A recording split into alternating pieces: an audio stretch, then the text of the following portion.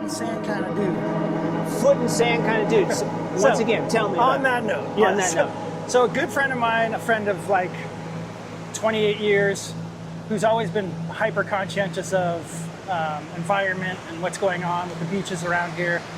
Shout out Chiara Tellini, the boss of Pasadena. But she sent me I think it was an Instagram post from a woman who lives in Santa Monica who's been doing these geological studies on her own, paying for it out of her own pocket.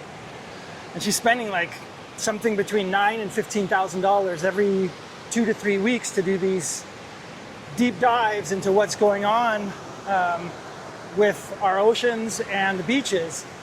And she has them, I guess, however they do the geological studies. They go down pretty deep into the ground. They test topsoil, they test bottom soil. They're testing water that's at the shoreline and then deeper out in the water. And her studies have been pretty conclusive that all of this is filled with horrible toxins, that it's not even safe to walk on the beach. And she was saying that from the people that she's been talking to, the guys who are at the top of the field of, I guess it would be the EPA, or the top people in that study field in Los Angeles, if you talk to them personally, they're saying it's going to be a decade before it's really safe to be going in the water in the Santa Monica Bay and in Malibu, if for no other reason than the way that our oceans work and the way the north and the south swells work. This bay over here, Santa Monica Bay and Malibu, it's like a big toilet bowl. Like the water comes in and it circulates in here. It's not like when you go further out over here and you have a north swell and a south swell converging, you don't have the same thing. It's not as much of a toilet bowl. So like Manhattan Beach, the water is not as nasty, obviously, because it's much easier for the tide to come in and then pull it back out. Whereas over here in the bay, where everything's humped up against this peninsula, it just swirls because you have a north and a south swell converging right outside here. And that's what causes a lot of our riptides too. But at any rate, the studies have, week after week after week have been pretty conclusive that the sand in the water is still really polluted, and they're not doing really shit to remedy the problem. Or if they are doing it, they're not telling us that they're doing it, and the information that we're getting is small to none. You see all these people out here doing surf camps and junior lifeguards and all these different things, and it's crazy that nobody's paying attention to it, because it's really not safe. I mean, Santa Monica is the only city that has these beachcombers that go up and down the beach. And you can see the lines in the beach from these like beachcombers that come to clean the sand, right? Well, essentially what they're doing is they're spreading the toxins all the way up and down the beach, because it comes all the way to the water's edge here, and it just goes back and forth up and down the beach, grooming the sand, which makes the sand look beautiful, but it's pushing shit all through the Santa Monica beaches. And now, I mean, not that it wasn't already a problem that Santa Monica gets rated as one of the nastiest, dirtiest beaches water-wise, but it's exacerbated like 100-fold now because they've done so little to remedy the issues of everything that's leaked into the ocean from the fires. So, like I was saying, today is literally my first day this year. Oh, I'm sorry, that's a lie. It's my second day this year, feet in the sand since the fires. Yeah. And my coffee is completely polluted. Well, you wouldn't drink that anyways if there was sand in it, so. I was going to, but then when I remembered what you were saying, I was like, okay, I guess I'm just gonna have to pour it out. Yeah. For the homies. That's the move, for sure. Because it's unfortunate, and that's crazy, because we were out here at the beach the other day, and the kids were in the water. Yeah, and there's no signs. There's no signs telling you anything anywhere on the beach.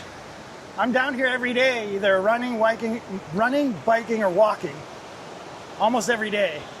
And there's no signs. There's nobody out here saying, hey, hold on. Hey, you should be wearing booties if you're going to walk up and down the beach. Were you affected by the fires? Affected insofar as I have several friends and or colleagues that lost their homes, lost everything. Were they living up here?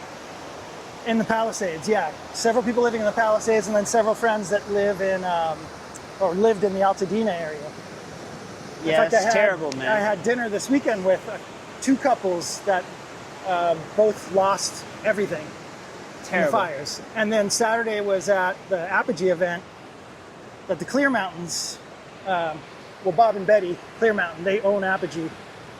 And they had an event at Apogee, which was basically the opening of his new studio, Mix This. It's called Mix This FTA From the Ashes. And it's his new studio that he put together by the graces of God and the goodwill and humility of colleagues, Chris Lord-Alge and Tom Lord-Alge. I think it was mostly Tom's console, but they basically gifted Bob an SSL, a 4000G plus, like, one-of-a-kind console. There's no better person to do it to. I could go on and on about the Clear Mountains and Bob and Betty and how incredible they are, not just to the community of LA, but the music community. I mean, right after their house burnt to the ground and they lost everything, they made a huge donation to the relief funds, like an enormous amount of money. That's the kind of people they are. Their house burnt to the ground, and they're telling everybody, don't worry about us, we're fine. We'll be fine. Wow. So tell everybody who you are and what you do. So my name is Drew Kapner. I am a writer-producer. I write music for film and television and produce records. More of the latter, but I'm also an engineer. Sort of wear multiple hats. I'm a student of the game. I love music. I'm beyond passionate about it, maybe to a fault. If you ask my family, they'll probably say, yeah, to a fault. But I love it. I'm super passionate about it. Yeah, that's kind of the elevator speech of who I am and what I do. I own my own studio. For anybody that doesn't know, Damian and I have worked together. Oh man, we're pulling up on almost 20 years. Almost 20 years of knowing each other and working together. And we've done a bunch of stuff at my studio. What else? I'm a multi-instrumentalist. I'm classically and formally trained as a pianist, but play multiple instruments. Yeah, and an LA resident, LA born and raised. If it isn't blatantly obvious, I think I drip of it. Defend Hollywood. Where'd you get that shirt? This was a company that my best friend Ray Rivera started when he lived in Los Angeles. I think it stemmed from a large group of us who were good friends and working together and building together. This is when we were in our, I don't know, I want to say early 30s, like just turned 30. And we got sick and tired of people talking shit about Los Angeles and California. And so he came up with this idea to start a clothing line called Defend LA. Wow. And, how long ago was that? That was, well, we lost Ray, it was in 2006. Yeah, 2006, Ray was, he passed. And I won't get into that because that could be a whole nother podcast episode of what happened. But at any rate, we lost him in 2006. So I would say this was probably 2003 or 4, something like that. Do you feel like people have increased talking shit about LA or decreased? Yes, increased. I think it's even worse now, which makes me even wear this with even more pride. I'm even more prideful wearing this. I stall people out all the time when they start talking shit about either Los Angeles, California, or the United States. Don't bring that shit around me. If you don't like it here, get the fuck out. Go. We don't want you here. That's fine. Cool. Bounce. Go anywhere else in the world. Good luck with that. This is yes. Do we have problems here? Is our system flawed? Yeah, it is. It's not perfect, but it's the greatest place in the world to be. Hands down. Wow. What part of LA did you grow up in? I grew up here in the beach cities. I was born in Northridge, grew up in Palos Verdes, and then slowly migrated my way up the coast over the years, and have lived pretty much every city between Venice and Palos Verdes. I've lived in all of them, like Redondo, Hermosa, Manhattan, El Segundo. Yeah, I like sort of migrated up the coast. And then, you know, I had a place in New York for 9 years.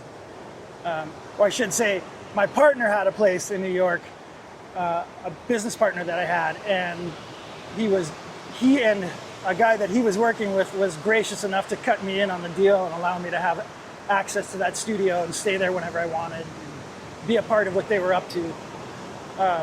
So I spent time away, substantial amount of time away from LA and California to have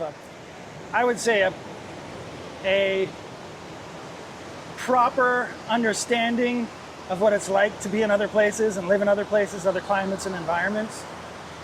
And there's no place like this. I mean, every time I go away, and going to beautiful places, incredible places all over there, like Positano and Greece and Germany and France and England and Tokyo and all these places all over the world, amazing places, incredible. Every time I get back here, I want to kiss the ground. There's no place like this in the world. And I feel like we get to continuously remind people that other people in the world save their money to come and visit here, vacation here. We literally live in paradise here. And to not be grateful and humbled by it on a daily basis, I don't know, you're missing the boat. I mean, just look, the clouds came in. When I was riding up, there were no clouds, none. And it's still unbelievably gorgeous. I like the clouds. It's actually a little more comfortable, right? Yeah, I like them. And I agree with you. You know, I think West Coast, best coast, East Coast, beast coast. I may have said that on a podcast or two before, but this is the new podcast, motherfuckers. Right? And it's rated R.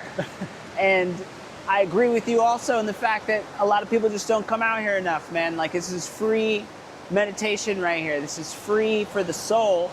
And it's many people in LA. Listen to J. Cole. They don't come. Meditate, don't medicate. There you go. Listen to J. Cole. What are you listening to right now? What am I listening to now? Rap-wise. Rap-wise? Hip-hop-wise. Oh. Man, probably still kind of got Kendrick on rotation. Okay, GNX Kendrick specifically? GNX, yeah. I mean, everything he does is unbelievable. For me, he's the GOAT. And I'm Unk status at this point. I could easily be like all-time, Tupac, Biggie. GOAT. I could go on and, nah, Kendrick's it. He's the all-time, one. He's the one.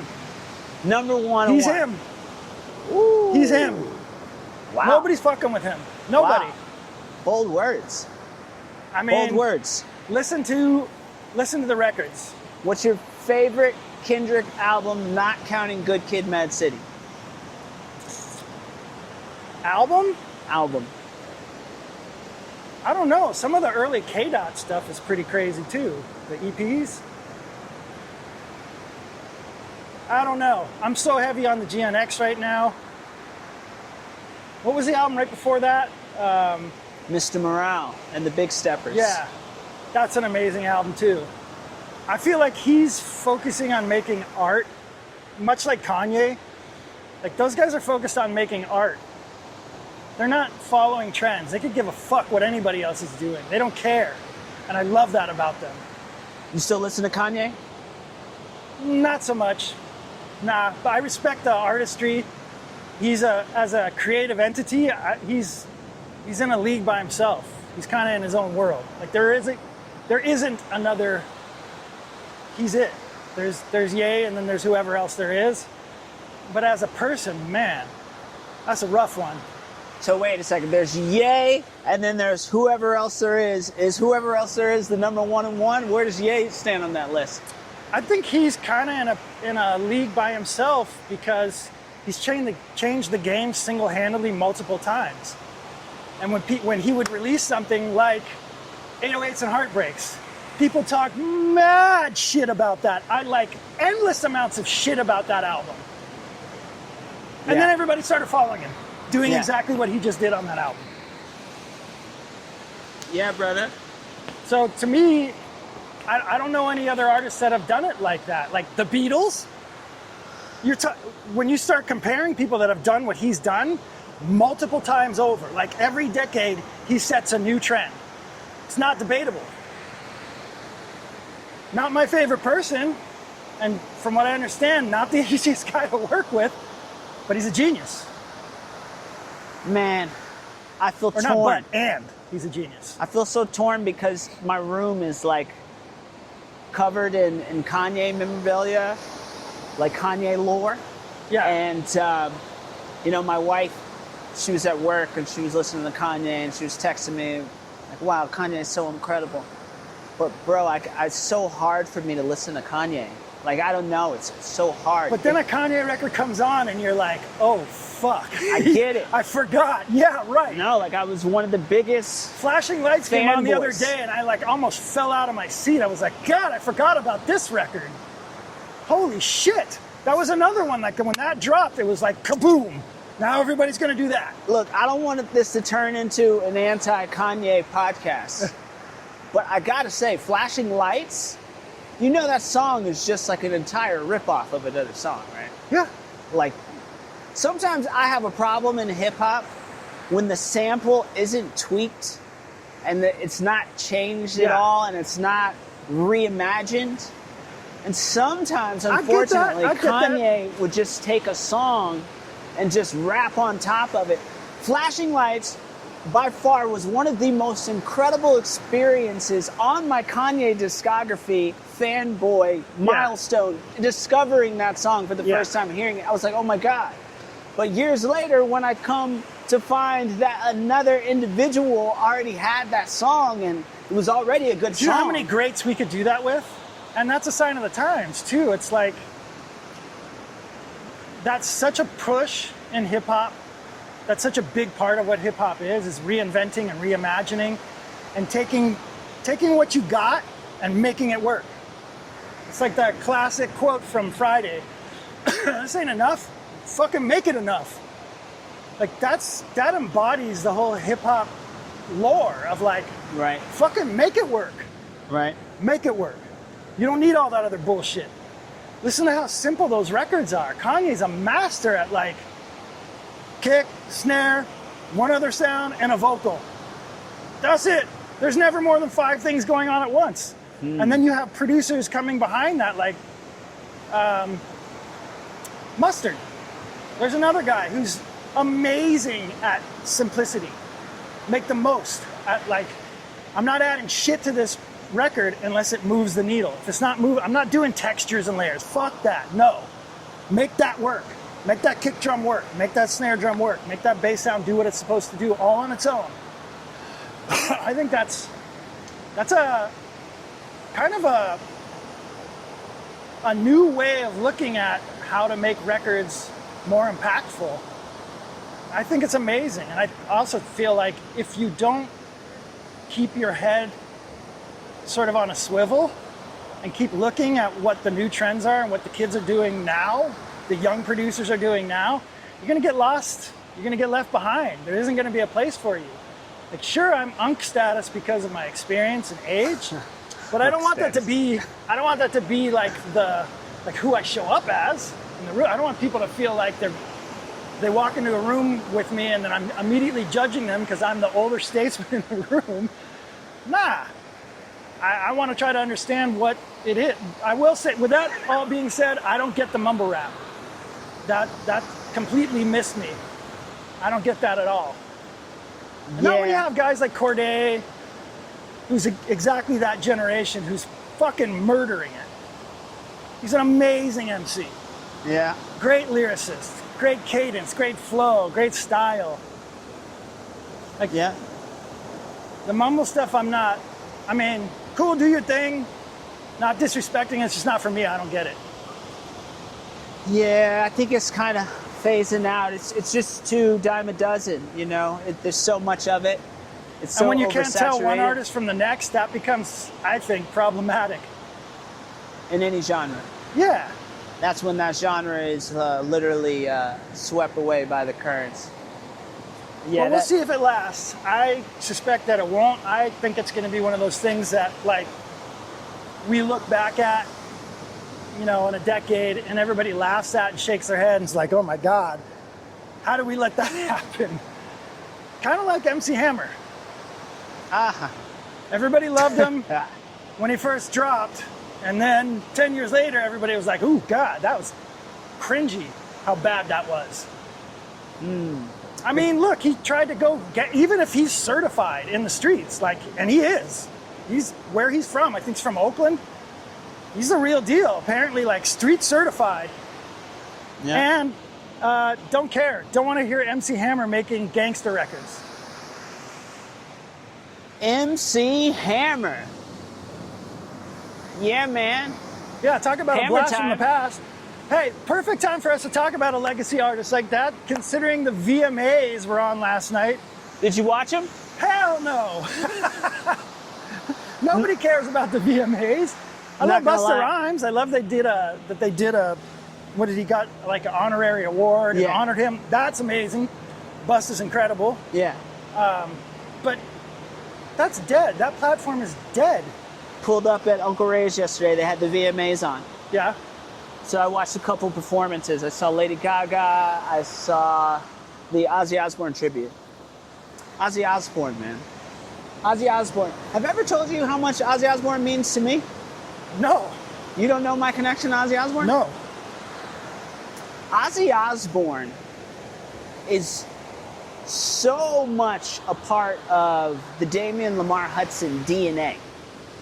I never would have guessed. Let me tell you why. So you don't have to guess. Now, my dad orders this 1-800-297-5612 compilation soul album, right? Saw it on the telemarketer, you know, probably watching Right. a Judge Judy or something. I don't know, daytime TV. Comes on, he orders it. And at the time, I remember those commercials.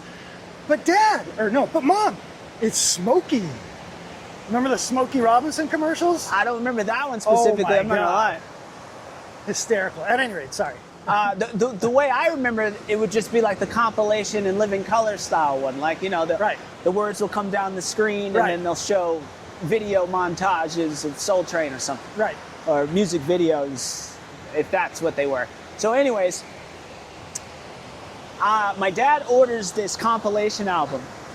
And at the time, I was doing wrestling, 7th grade, Woodland Middle School, Nice. 75-pound weight class, Bartow County champion, Damian Lemar Hudson. And the coach, 75 pounds. the coach was this super dope dude, Coach Allen. Coach Allen, I don't know wherever you are, but if you hear me, Coach Allen, you were incredible. Thank you for everything that you did in terms of making me who I am today. All right, shout out Coach Allen. Done with the Coach Allen shout out. Coach Allen was a super dope dude, you know, just had this great energy and great music taste. What did he like? Heavy metal, Black Sabbath.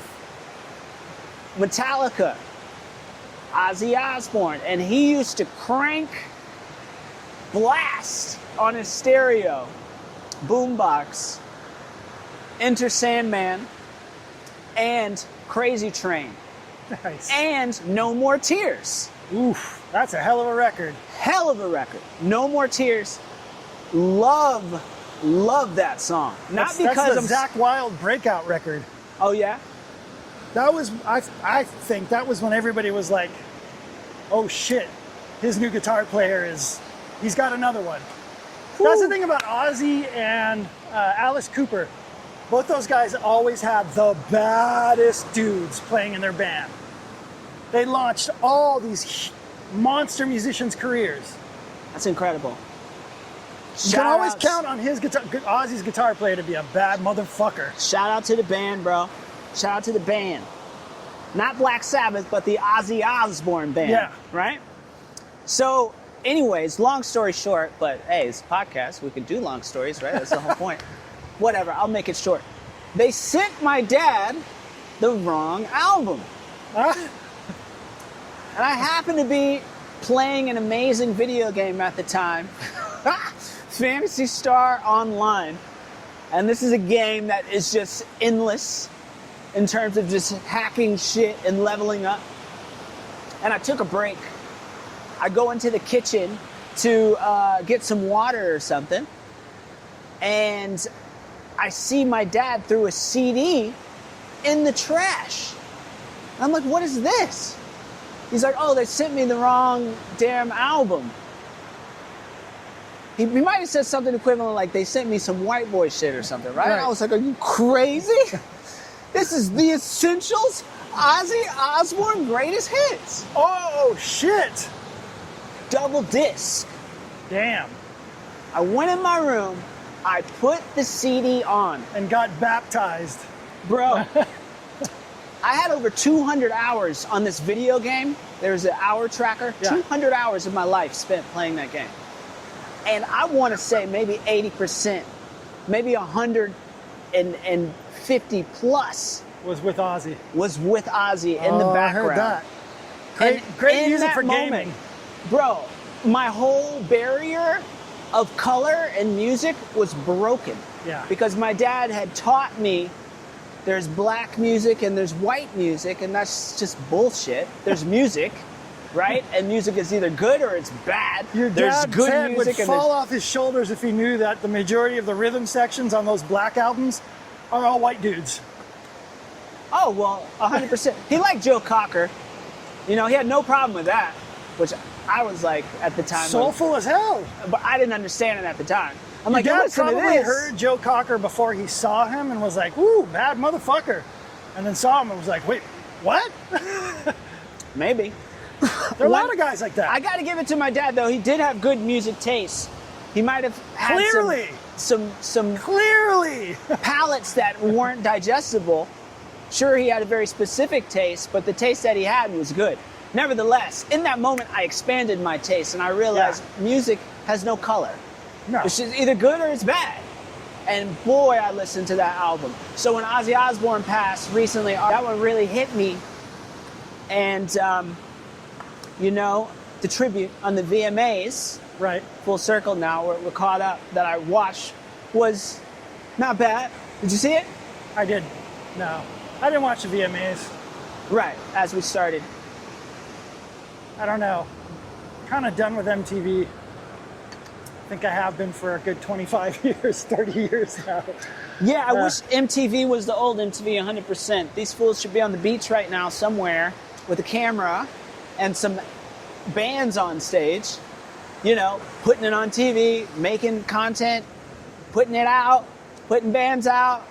It's like, what are we doing? Like, why are y'all doing that? I don't understand. Like, so what? They don't want to spend the money.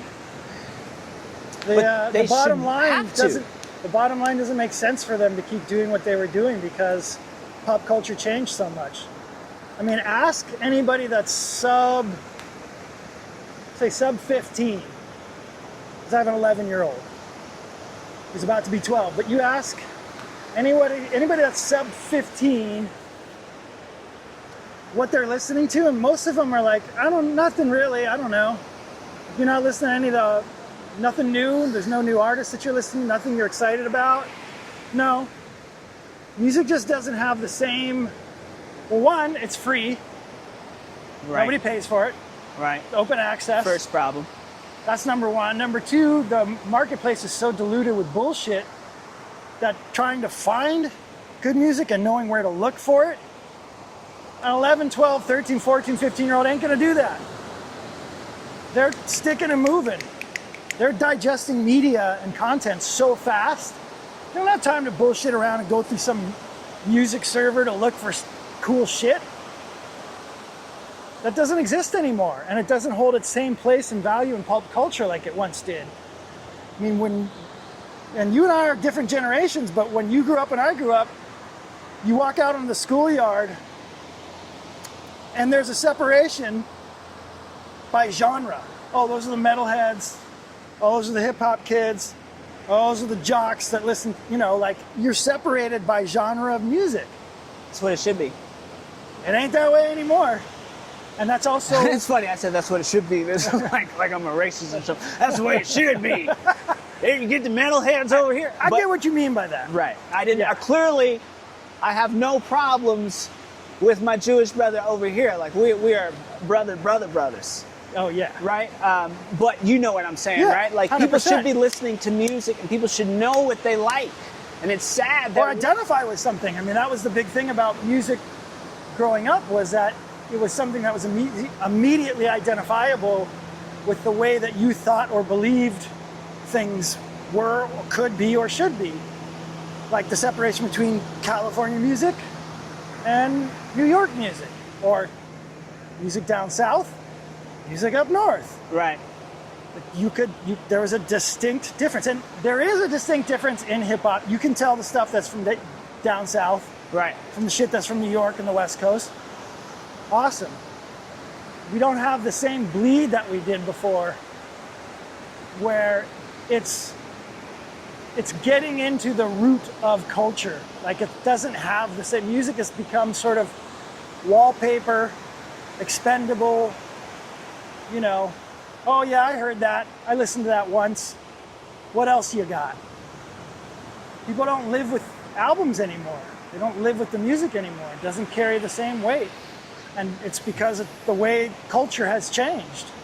And the fact that it doesn't mean anything anymore. Like, we used to have to save our money to go buy an album. It was a big deal to buy vinyl and pop it open and look at the liner notes and see who played on it and who was a part of it. Still is to me.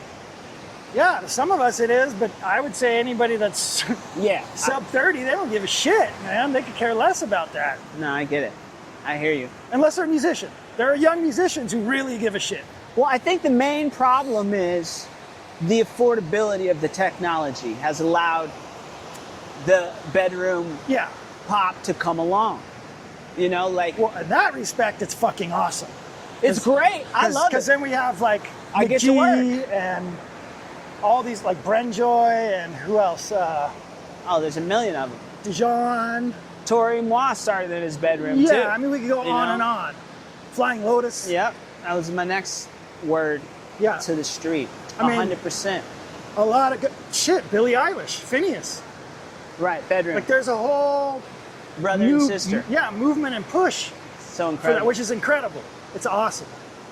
And I think that goes back to leaning into my point of trying to understand what new motivation is and what the next generation is on and what their push is and what they want to do and how they want to do it and why they want to do it. Speaking of which, you think you'll ever be the Phineas to your little princess? If she wants to do it, she definitely seems like she's going to be an artist. Way more than the young king. The young king is marching to the beat of his own drum. Yeah. I think he'll probably do something in engineering, not music. Right. Engineering, not doing what I do. Not that kind of engineering. Yeah. No, the kind of engineering where you could actually make a living. Hey, we're making it, brother. We're making it. We're living, aren't we? Absolutely. These guys are living. Look at these guys. They're out here practicing. I would say if it wasn't for my dad, when I decided that I wanted to be a professional musician, if it wasn't for him saying, that's fine, you can do that, but don't just be a piano player. Learn every single thing you can, because not everybody's going to need a piano player all the time, or a keyboard player, or a synthesizer program. You got to learn everything you can, and with a voracious appetite, because if you do that, then you'll always be able to work. Smart dad. And it's very true. It's saved my ass. It's made it so I could survive in Los Angeles and continue to work. I mean, my biggest accolades are not writing and producing, they're engineering. Well, that's not true. Engineering and vocal production, but not the full McGill of, which is what I make my bread and butter on. My biggest accolades are the other things. So that just lets you know right there. Like, and thank God for that. Thank God that my dad put that in my head early on, and it stuck. It wasn't one of those young man things of like, whatever, Dad. What do you know? You're not a musician. How do you know? Besides, I'm bad. Like, no, you're not that bad. Unless you're the top 0.00001%. And I hear the guys that are not even close to that, and they're burning me. And I've invested a life in it. Man. It's very humbling. And it confirms to me that it was really smart of me to focus my energy in multiple different places and not just wholeheartedly focus on being a pianist. Have you ever thought about doing anything else? Other than music? The only other thing that I thought about doing that I thought would be fun and challenging would be to be a surgeon. Wow. Some sort of a specialist. I could see that. Something in the medical profession, because I'm consistently amazed and in awe of how the human body works, how resilient we are, why some people are predisposed to things that other people aren't. Yeah, I could see that. I think you'd make a great surgeon because you are extremely particular, you know? Yeah, like how is it that some people can be like a raging heroin addict and come out of being almost killing themselves by shooting heroin into their body and come out the backside of that like healthier than people who are in the fitness industry. Like Anthony Kiedis from the Red Hot Chili Peppers is like, they need to do studies on him the same way they did studies on Keith Richards. Did you ever read Scar Tissue? That's I did, yes. In fact, some of the stories in there, I was actually there. Really? Yes. You worked with those guys? The Chili Peppers? I toured with them. You never told me that. Well, I toured with them with the band that I played in. I played in a group called the Busboys. I got picked up by them when I was 15 years old. And we toured with the Chili Peppers, with Cyndi Lauper, with ZZ Top, with Fishbone, with a bunch of different people. Wow. Untouchables. I didn't know that. Yeah. Yeah, I played with them I was in the band for like 5 years. And it was 5 years of nonstop go, go, go, go, go. I knew the Busboys chapter, but I didn't know that included running around with those guys. Yeah. That's we toured with crazy. them. Some crazy stories. I mean, there were some stories where, well, I mean, it says it in the book, so I'm not letting anything out of the bag that would piss them off if they saw this. There were shows where Anthony was so whacked out of his noodle, he couldn't sing. I mean, Flea came busting into the dressing room. We shared a dressing room with Fishbone, at least at this show, and he comes busting in the dressing room. Does anybody know the lyrics to our songs? Like, I don't think he's going to be able to go on. Can one of you guys? I'm like, of course, because I was a huge fan of them. In fact, I got made fun of for being such a big fan of them. I think it was a True Men Don't Kill Coyotes. Is that right? Was that an EP? I know that song was on the first album, but I think they did an EP before that. At any rate, they came busting in, and everybody knew that I was a huge fan of them already. And he comes in, I'm like, I know all the words to all the songs. And it was one of those, like, he's looking at me, he's like, does anybody else know? No way you're getting up there and singing with us, kid. Not gonna happen. Oh, wow. But that's yeah, a movie moment right there. Yeah, I think Fish from Fishbone, if I remember this correctly, basically Fishbone got on stage with the Chili Peppers and made it work. Wow. Like they got on there and with the horn section and like did the whole thing, just made it a party on stage. Like, fuck it, show's got to go on. Wow. What do you think bands are going to do? You think bands are coming back? You think people are going to start? Oh, I know they are. Because the touring market is the only place left, really, for bands to make a substantial amount of money and make a living. That's also why ticket prices have gone through the roof, because if you're not going to pay for my music, then you're going to pay to come see me. Because I got to make a living. Do you like having the music? You do? Okay, well, then you got to support me one way or another. I think, weren't we just talking about this? Yeah, and lines with Dijon.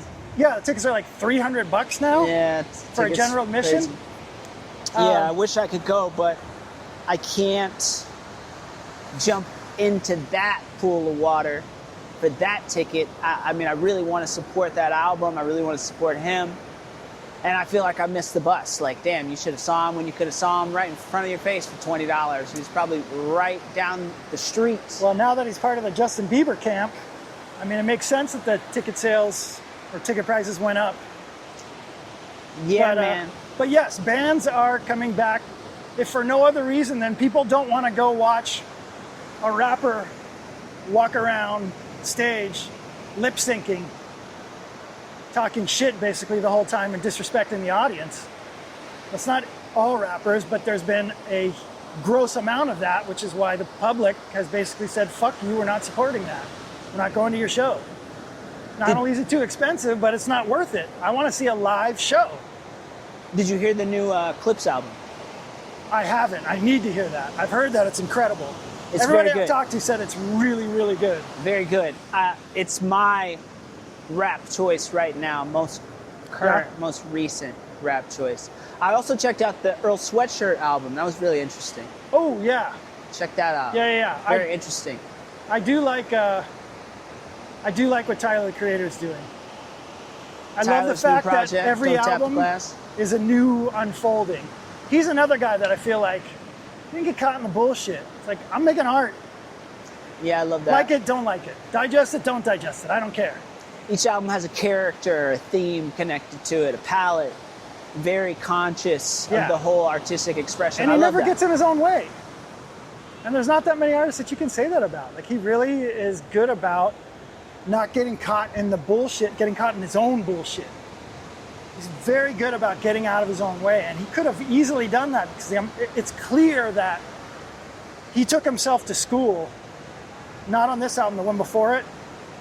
I was blown away at the musicality of the album. Karmatopia? Yeah. Yeah. I noticed in Wolf, which was his follow-up to Igor, I was like, wait a second, this cat has some vibrations in terms of like real jazz kind of taste. Oh, there's some depth there. And I was He's like, doing some listening. He's not a musical illiterate. You talk to him about any of the greats, Coltrane, Miles, Gillespie, Jelly Roll Morton, Phineas Newborn, you go on and on and on. He'll know all of them. He definitely did a deep dive and allegedly trained himself in harmony, theory, counterpoint. I mean, if that's really him on that album, holy shit, bro. Talk about a transformation as a musician and like huge amount of respect, both to him and obviously from him. Because for an artist like him to take that on and take it on that seriously with that much respect, man, his peers have a long way to go to try to catch up to him. He's in a lane, man. And he's on fire. He's got a momentum. That's it. Like, he's out of here. You know, you drive down Fairfax and it feels like his street in a weird way. You know? Yeah. It's like his street. I wouldn't be surprised if one day they turned Fairfax into Tyler, the Creator. Tyler, the Creatorville? Avenue, something. They're going to give him a street or something. I promise you. I love all the surprised. LA artists or the West Coast based artists like Schoolboy Q, obviously Kendrick, Tyler, all these guys that shout out the different areas of LA, like driving down specific streets and areas. It's like, when they do that, I know exactly where they're talking about. I know exactly where they are when they're driving, when they're... Right. Makes the music that much more fun. For me, for sure. 100%. Yeah, I can't help but drive down Rosecrans and think of Kendrick. Yeah. Like, it just pops. I hear his lyrics. Yeah. He's like coined the street. Like another one. He'll probably end up getting a part of that street at some point in his life. I would not be surprised.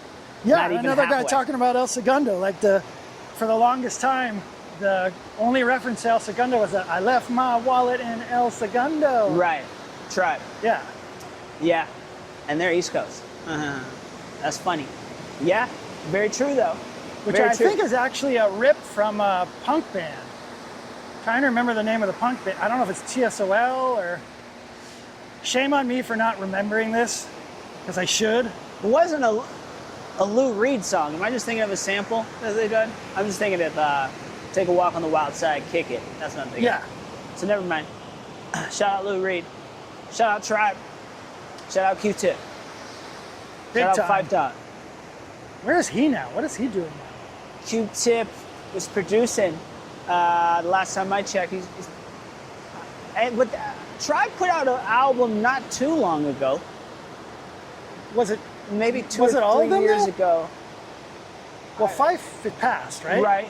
I think if they did the best they could, I would assume, I'm sure that they probably had some, I know that unreleased songs. there was some bad blood there between a couple of them. Okay. I didn't know that. I didn't know that. That's a legend. I think I'm remembering that correct. I might not be remembering that right. Oh, don't worry, Drew. This is episode 1. We're not that viral yet. It's like, wait a second. Drew Kapner says... There'll be somebody who'll be like, not exactly. Well, hey. So I'm double backing on myself. If I that might were not the be case, accurate. thank you, viewers, for watching. Here comes the sun. Here comes the sun. Doo-doo-doo-doo. What's your favorite Beatles album? Ooh, I wow. don't think I've ever asked you that. Probably Sgt. Pepper's. Probably. It's the most adventurous. I probably spent the most time dissecting that. That's a good one to dissect. Yeah. It's endless in that regard. And it's also one that became reference for purchasing gear for the studio. It was like, how'd they do that? What's doing that? How do they get that? Sgt. Pepper's. Yeah, I think I'm a Revolver cat. I don't know that you can go wrong. I don't think there's an album that you can, it's like Led Zeppelin. What's your favorite Led Zeppelin album? Yeah. For me, it's 4 because it has, or no, maybe it's Into the Outdoor. I see, again, you can't really go wrong. I definitely got to go with House of the Holy, or is it Houses of the Holy? Houses of the Holy. Yeah. Yes, that's the one. Yeah. That's the one I got to go with. Also, all my super jams important listening. Oh, yeah. Oh, yeah. What's your favorite British band? Ooh, that's a tough one. That's a long list. I don't know. I don't know that I could say my favorite. Sure. There's several that are at the top of the list. You have Radiohead to. is for sure one of them. Yeah. Beatles for sure. Led Zeppelin for sure. Yeah. Yeah. But then there's also the stuff that's not rock, like Depeche Mode, Thomas Dolby, The Cure. What else? I love Radiohead. Radiohead has always been one of my all-time favorites. But I think I got to go with the Beatles. I think so. Or Pink Floyd. I think in another life, I was an Englishman, like a hopelessly patriotic Englishman, because I have been obsessed with British culture since I was a little kid. I mean, I used to beg my parents to buy me like Union Jack shirts, and wear like Union Jack shirts to school. I was literally obsessed with English culture. Loved The Who growing up. I mean, I could probably sit here for 20 minutes and name English bands that had a titanic impact on me. Well, you still haven't named one that you love the most. So we're going to be standing here a very long time. I would probably have to be the Beatles. If you have to pick one, because I would say that if somebody I was working with, I'm still working with, working on an album with, so there's a lot of downtime in the studio where you have, I don't want to say mindless banter, but questions like this. If you could only have, like, what are your desert island albums? You only pick 5 albums. Desert Island question. Everybody loves that question. That's one of the desert island albums. I'm pretty sure I picked was Beatles. Either that or Radiohead, OK Computer. That's another album that I've literally wore out a CD of that. Like wore it out, it wouldn't play anymore. Yeah. I've listened to that album so much, so many times, on so many different continents and so many different places around the world, and I'm still discovering shit on that album. That album is a fucking masterpiece. That's In Rainbows for me, in terms of really wearing it down. And I just remember being in love with this girl, and that album being so big and heavy. Oh, The Police. That's another English group. Huge. Sting. Yeah, if my brother sees this, Uh-huh. he will give me endless shit for not saying The Police sooner. Ooh. That was his shit. That was and I can honestly say that my ears, the reason why I hear things the way I do and work the way I work, is for sure my oldest brother's fault. Like my years were totally defined by him. I completely looked up to his taste, pretty much in everything, but in music especially. An exceptional amount of watching and listening to what he was watching and listening to. You know what's really fun? Driving down Figueroa at 3 a.m. with the windows down, blasting Roxanne. That's fun. Did that recently, and I was just like, okay, like this is like a vibe. Or there's a particular song on the Clips album. It's called So Be It. Windows down, midday, Beverly Hills. Really fun. Anything Earth, Wind, and Fire has ever recorded, windows down, turned up. I mean, there's a huge body of music that works amazingly well in Southern California. Right. At any time of day or night, it just feels, it's dripping of Southern California. Like everything the Eagles ever made. Right. And take Hotel California out of that equation. Man, there's some music for California. California's made for music, made for movies. Go look at the Billboard top 10 or top, I guess it's just the Billboard top of the charts for 1977 and 1978. Here comes the LAPD. Yeah, baby. Kettle bird. My grandma used to always say, go get him, go get him, go get him, go get him. Cop comes rolling by. R.I.P. Johnny Bell Lockhart. Go get him, go get him. Go get him, guys. That's an expensive joyride. Defend Hollywood. What's that? Defend Hollywood. Defend Hollywood, yeah. You can have to those get guys, those guys aren't defending shit. Man's is flying. He's having a good flight. He's like, yeah, let's go down the beach. Thank you for the tax dollars. Let's go cruise the beach. Yeah, man, this is nice, bro.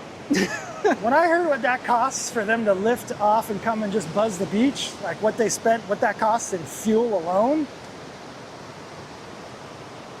bro, you guys got other shit to do than buzzing the beach. Gavin Newsom. You think he's going to run for president?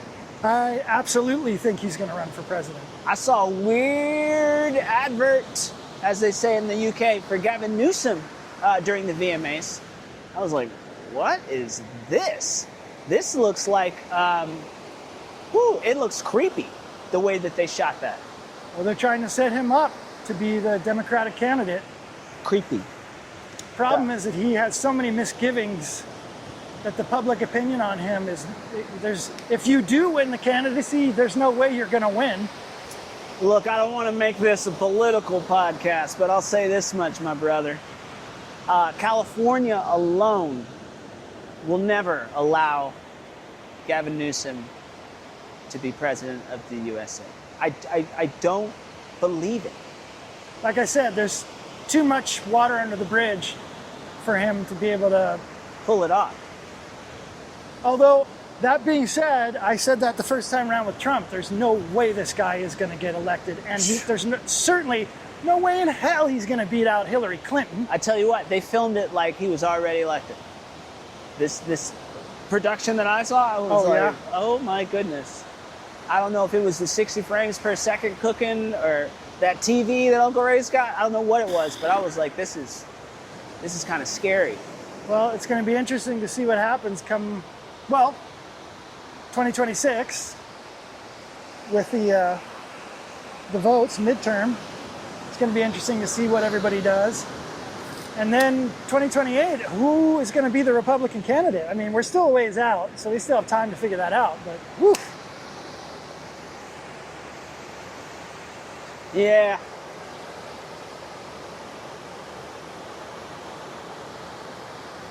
We'll see. I will say, as polluted as the water looks, as polluted as the water allegedly is, it looks fucking gorgeous. Oh yeah, she's howling right now. Sirens are really spreading that love. Really hard for me to not go in the water. And that's literally why we live in Venice. Well, man, I think it's so intoxicating just to even stare at. You know, such a great reset, even if you can't get in there. I'm just so hopelessly drawn to it. Yeah, I get it. I get it, Taurus. Yeah, I know. Keep and you your feet wouldn't on think. the ground. You wouldn't think. It makes sense. Earth. You need the earth. You need the elements of the earth. You need to be grounded. You need to be on the spectrum here with nature. It makes a lot of sense. It's always been incredibly healing for me. Yeah, I would say brother. on the same level as music has been. Yeah. Even physical injuries, it's been incredibly healing for me. It was like one of those things where I have a cut or a wound that isn't healing as quickly as I want it. I go in the ocean, days straight, shit heals right up. No scar, no nothing. Ocean's always been scary to me. I've always, I don't know. I've never gone carried too a far. Very, very healthy respect for the ocean, and probably because my dad really hammered that into us. Uh-huh. My middle brother, Ted, literally has no fear of anything ever. I mean, he raced Formula GP bikes. Yeah. He was always the first one to charge in anything we did. It was racing BMX bikes, surfing, skating, skiing, anything. He was the one that was always fearless and be like, come on, don't be a pussy, quit being a bitch, let's go. My oldest brother is more pragmatic, more like, nah, let's make sure we're doing this the right way. Ted was like, nah, come on, don't be a bitch, let's go. Yeah, that's scary. Yeah, I admire that about him. I do, I admire that about him, but I've always had a healthy respect. I don't want to say fear, but a very healthy respect for the ocean. And had enough incidences in the ocean to know that be cautious. Be very cautious. Like been out in the lineup surfing and see a very dark shadow go between us and then come back around and then you can tell, you can make out what it is. It was I don't know what kind of shark it was, but it was bigger than an earth shark. Big enough to scare the shit out of me and get me to catch the next wave and go in and be like, I'm good. Yeah, I'm good fuck for the that, day. Bro. I'm not Fuck going to be that. fish food. Yeah, you got the fish, the sharks, the stingrays, the jellyfish. You can't see them. You got the waves, you got the riptide, you got the current. It's like, yeah, I'm And it's good. not our natural element. Yeah, I'm too. good, bro. I'm good. I'm good. And then, like, the scariest thing imaginable is, like, way out in the middle of the ocean, like, by yourself, and then in the water. Now, that is scary to me. Like, I think... Not scary for me as long as I can see the shore. Whew. If I can't see the shore, fucking terrifying. But if I can see shore, I'm good, because I know I can get there. I'm a really strong swimmer. I know I can get there. Here they come, round two. They went around the back. Go get him! Go get him! Go get him! Go get him! They're going Is to that get your him. grandma that used to say that? Yeah. Seattle, Renton, Washington.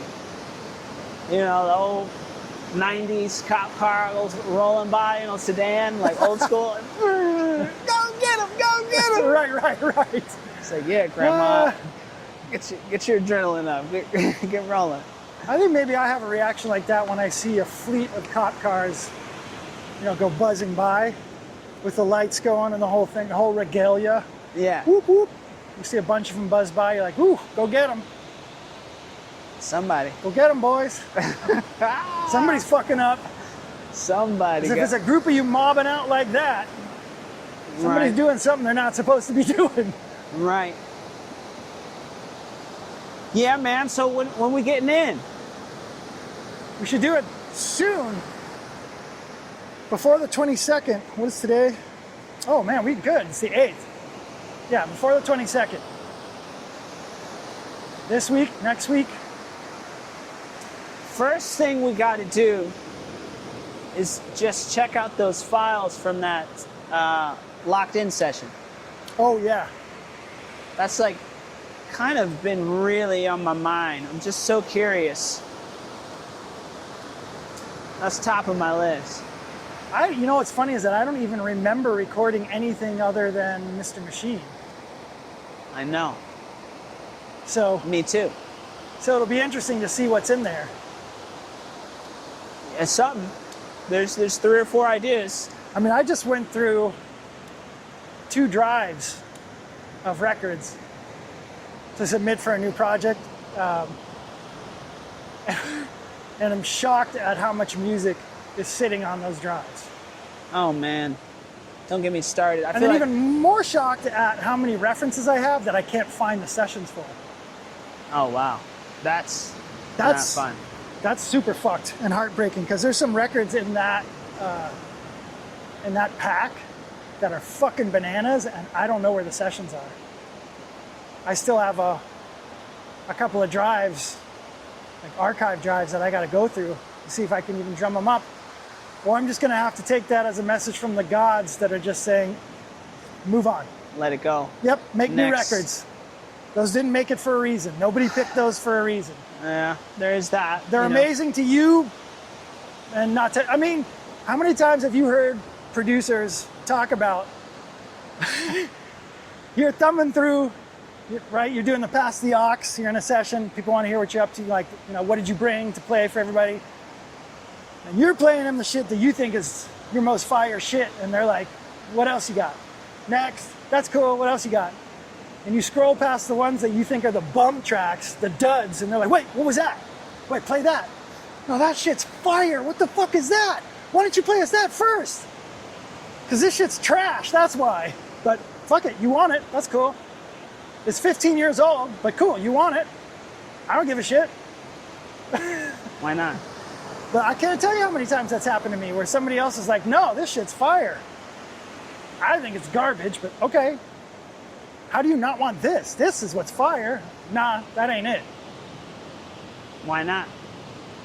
I think I've probably heard every single producer I've ever met or ever known has said, yeah, I have more experiences like that than I do the other, where people are like, "Oh shit, that's fire, that's shit, we'll take all of those." Yeah, man. I got a lot of hard drives and a lot of beats that I should probably be listening to, just to check. I found some stuff that was unfinished that was like, "Ooh, shit, this is perfect to submit for this. Let me finish this up." Right. In fact, today, when I get down to the lab, the whole day is about tidying stuff up and getting stuff together to send in for this new project. Yeah, man. I need to review. I think it's important for all of our producers out there making music, composing, arranging. Like, go back and listen to what you have. Go back and listen to what you forgot about. And get some outside opinions. Get some feedback. Yeah. Because sometimes what you think is fire isn't. And maybe it's like minus 1 or 2 or 3 things, or change just 2 or 3 things, and now it is actually fire. Now it is something that other people will want to use or listen to. Right. It's not just fire for you. What's the biggest tip you would give a up-and-coming music producer in the game today? Don't be myopic in your focus. Be open. Show up to sessions ready to work, not ready to party. Be a great collaborator, be a generous listener, and understand that your job is about being in support and of service to somebody else's vision and idea. That's what a producer is. It's not about you, it never has been, and it never will be. If you want to be the artist, go be the artist. If you're a producer, you should be in service and in support of what the artist, whoever the artist is that you're working with, that's the gig. The greatest producers of our time, of any era, the greatest producers never got in the way of the artist. We remember Michael Jackson, right? Everybody heralds him as the pop king. Nobody talks about Quincy Jones. Quincy Jones is Michael Jackson. There is no Michael Jackson without Quincy Jones. Right. but he never got in the way of that. It was always about the artist. Right. Dr. Dre, even though the focus, he was one of the guys that ushered in it being about producers. But look at the artists he created. Right. He never got in the way, ever. If you could tell your 30-year-old self a warning, Oh, what warning would you give? be careful how you show up in the room. Because who you show up as and how you show up is more important than how good you are or how talented you are. Nobody gives a shit about that. This city is packed full of people that are super, incredibly, blindingly, intimidatingly talented. And 90% of them don't work. The 10% that does understands that it's about how you show up and who you show up as. And I figured that out really late. I feel like I'm still figuring it out. I'm still figuring out how to do the dance. Yeah, man, that's a tough episode that a lot of people don't even want to watch. And that's probably why they are where they are. But a very important warning for the younger versions of ourselves out there. Yeah, be conscientious of not getting in your own way and shitting in your own bed. Yeah, man. It's usually not the other people. 99.9% of the time, it ain't the other people. And then the other thing is, I'll leave it with this one. Nothing is happening to you. It's all happening for you. So if you keep running into the same thing over and over again, the one common denominator in that is you. So maybe you get to look, and generally, in a general sense, you get to look at what it is about you that isn't working. Yeah, brother. That's important. We all have to really examine ourselves and analyze ourselves sometimes in the process. We got to hold a mirror up to ourselves sometimes. A lot of people don't want to do that. A lot of people don't want to really dissect themselves and be hard on themselves because it's, at the end of the day, nobody's going to tell you how you're showing up unless you got some good friends that will actually check you. But most people in this day and age are only trying to facilitate their own matters. So you have to be overly analytical about your own flaws. And if you want to progress, you have to adjust. You won't be successful here if you can't be self-aware. I mean, even somebody like Kanye, with all the challenging things that he's said and done, he's incredibly self-aware. He knows exactly what he's doing. He knows exactly how it's going to stir the pot when he says what he says or does what he does. It's very true. Very true. One day they can make an opera on Kanye. I mean, They already have, I think, actually. Didn't they do that, actually, at Hollywood Bowl? Did they? I think they did do something like that. They probably will be at some point. Yeah. What a story, man. Somebody equated, shout out Brandon David, my old podcast buddy. He sent me a piece of content that was comparing Anakin Skywalker to Kanye West. And started it as like the baby version and worked all the way up. And it's crazy. It's actually crazy. You know, I really love Darth Vader. If anybody knows me, they know I love Darth Vader. I got Darth Vader everything. Darth Vader USB goes in the NPC. I got Darth Vader helmet. I got Darth Vader first whip. cup. That first whip was the Darth Vader mobile. Man, I need another Darth Vader with a couple numbers attached, if you know what I'm saying. Yeah, My brother, buddy. Tell everybody where they can find you and what you're working on that they should be excited about. The couple of things that I'm working on right now, I can't talk about NDAs. yet, unfortunately. Boom, you can't hear it. But there is a series of feature films that are slated for production that I'm going to be involved in, doing the score and the sound design for, coming up. I'm imagining those will probably be out of post by the end of next year. And working on a couple of album projects, one of which is attached to one of those features. And it's going to be a whole movement for this artist. There's going to be movies and merchandising and probably a whole thing. I don't know the myriad of how many different things they're going to diversify this in, but it's going to be a whole branding movement. How insane is it that when we plopped down here, this was completely covered in clouds, and now it's this? Yeah, they get to see the whole progression. Yeah, that's insane. Quite different from Kanye, huh? Yeah. Put him, Darth Vader joke, dark side, bitch. This is rated R, by the way, guys. So if you got kids, this is not for you. To my wife, I'm sorry. But we'll be having, Damian and I will have a couple of new R&B records by the end of the year, I'm sure. Certain of that. And there's a couple of rock projects coming out. Oh, one of the big, speaking of rock music, okay, this is something that I finished, was it finished at the beginning of the year or the end of last year? I think it was finished at the beginning of this year. It's a rock project called Freeze Machine. A really good close friend of mine, Jordan Schmidt, and I did this project called Freeze Machine. I believe you can find that if you do a search, Freeze Machine, maybe it's freezemachine.com. Search Freeze Machine on any of the streaming platforms and check it out. That's an album I'm super proud of. Incredible artist. The records are pretty fucking hard, and leaning very hard into heavy rock and progressive rock, and there's a little bit of shoegaze stuff on there, but for sure dripping of California. And That's right. And really, really fun rock records. So if you like rock, check it out. I would be shocked if you poo-pooed on it, but you never know. Not everything's for everyone. Yeah, neither is poo-poo. But that's something I'm super, super proud of that I did recently. Yeah. And where can we find you, my brother? Where can they follow you? TrueKapner.com. TrueKapner.com. Yeah, DREWKAPNER.com. And that's it. That's the spot.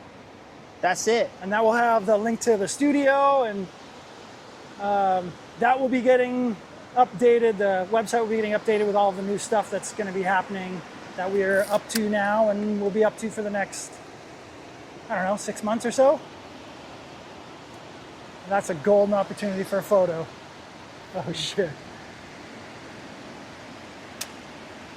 You can't see it, but there's a homie pulling a cart by us. It's got all the beach accoutrement necessary. Was it in focus, Mr. Lemar Hudson? That's the real question for my Konica C35 EF. You checked out that video? Yes.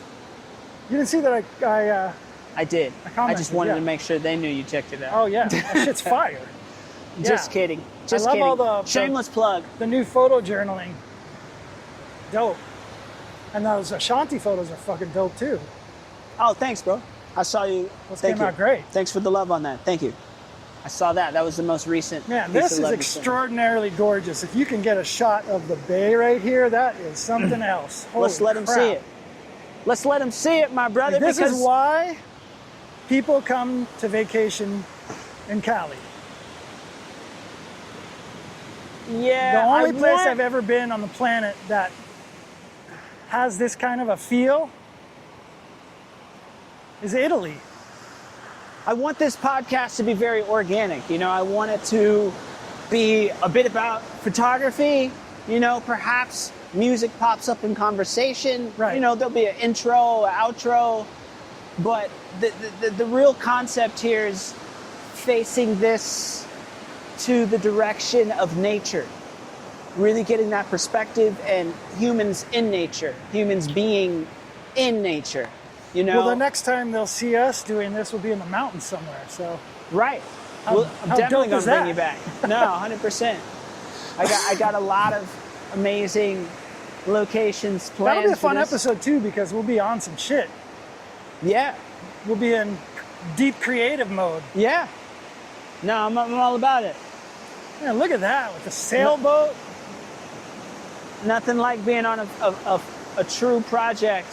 Somebody really out locked. there on a surfboard by themselves is like the ultimate shot. Yeah, no, it's fires. It all looks great. That's one thing. I want some stills from this. Shit. Oh, yeah. It's a beautiful day. It's a beautiful day. And you're crazy right. It was so overcasted when we first came out here, and now it's just like, look at it. You know? Which gives the listeners an opportunity to go watch this on YouTube. If you're listening to this right now and you're hearing the vibrations and you want to actually see what Drew's talking about, totally make sure you also watch this on the official Damian Lemar Hudson channel. Ladies and gentlemen, this is the Voyager Talks, and I am so honored today having my big brother over here, one of my greatest collaborators of all time, Mr. Drew Kapner. Ladies and gentlemen, in between Venice and Santa Monica, the pier is over here. We have the vibrations of birds and gentlemen selling the greatest merchandise available Paletas. for your refreshments. Who needs a paleta? Come and get it ahora. This is Los Angeles, Aquí. California. Or technically we're not in Los Angeles, California. Or are we? We are. It's Los Angeles County. Okay. Santa Monica is a city inside LA County. Boom. See, that's the native here, to make sure that I am completely not breaking my voice Santa in Monica is humility. different because they have their own governing body, Right? so their own police force, Right? their own government, whereas Venice is part of the greater Los Angeles area. So it's LAPD. It's, So, wait, is Santa Monica in Los Angeles or no? it is. Okay. Los Angeles, California, ladies and gentlemen. Yeah, buddy. I rest my case. What a great number one, my brother. Thank you so much for coming out. LA. Couldn't start it here. Love you, bro. Love you too, brother. Appreciate it. Yeah, man. Thanks a lot, everybody. Thanks for watching. Yeah. Thank you for watching. Peace. Till next time.